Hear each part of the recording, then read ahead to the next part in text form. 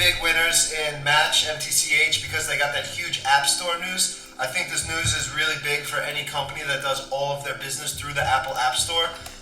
Match and Bumble are the two heavyweights, in my opinion, in that category because they do 100% of their revenue through the App Store. So I'm definitely keeping a very close eye on Bumble, BNBL. This 60 break right here, they got a huge base.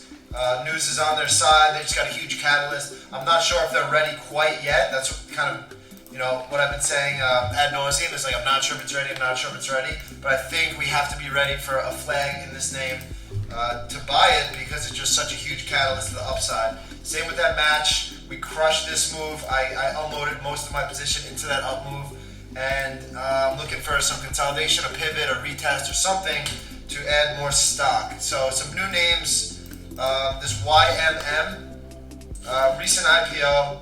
We see this, give me a sec.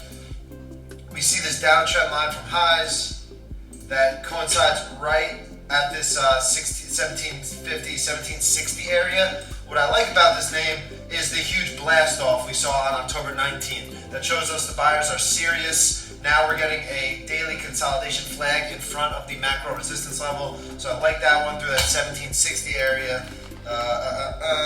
This RH, you mentioned this one last week. I love this. I love the company, and they're just working on this macro flag. So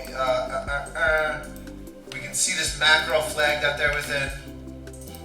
All right, and then we saw the name begin to blast off October 18th. We saw this name really start to break out, and then since then it's pulled back. All right, and then it gave us this hammer, retesting that area that it first blasted off from. So I just bought a feeler in this name right here, 671, just versus the low of this. If it stops here, I'll look to add tomorrow through 673 area, 674. I think it could be positioning ourselves for the breakout in that chart. I really like that name as well. This Zip Recruiter. Recent IPO, it got a little ahead of itself when it tried to break all-time highs in August, and now if we look at this chart below this 29 area, it's starting to create a really nice momentum flag. I like this one through this 29 area. I think that one looks really good. What else? We got this Skin, SKIN.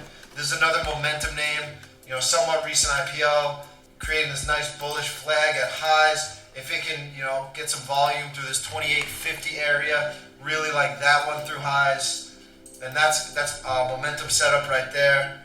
NXST, this is another one. We can look at, and now this is a longer term trade. We look at this huge macro base it's sitting in, and then we can look how it hasn't been able to break this mini area of resistance. Really, it hasn't been able to follow through.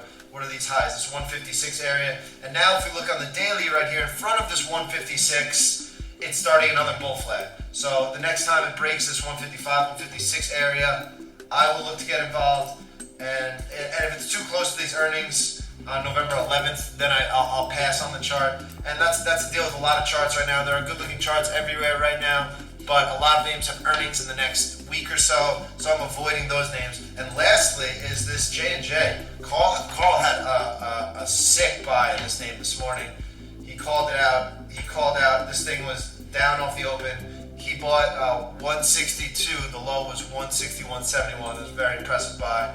But the fact of the matter is, all these vaccine names. I think J&J added $500 million in revenue. Was it $500 million? I think it was $500 million in revenue to their bottom line on the vaccines. I don't care about your opinion on the matter, or whether you think the vaccines are good or bad. I don't care at all. What I care about is they're doing numbers from the vaccine, and now their stock is beginning to get paid and get rewarded for it. So I'm watching this one, 165 area through those earnings day highs. I think that could be a great macro setup.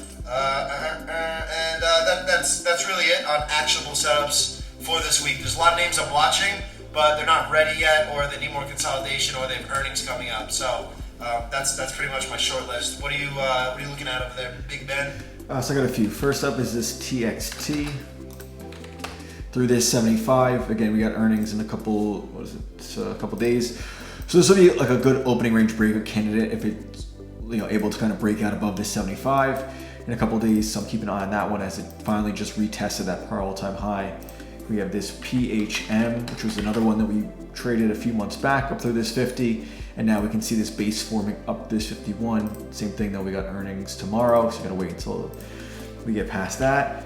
DRI is another. This one, earnings is out of the way. This is a name we watched for many months for this 150 breakout, and they kind of gapped it away on earnings, but it's quickly came back, so we can have a little sneaky buyback up through 150 versus the 200 day.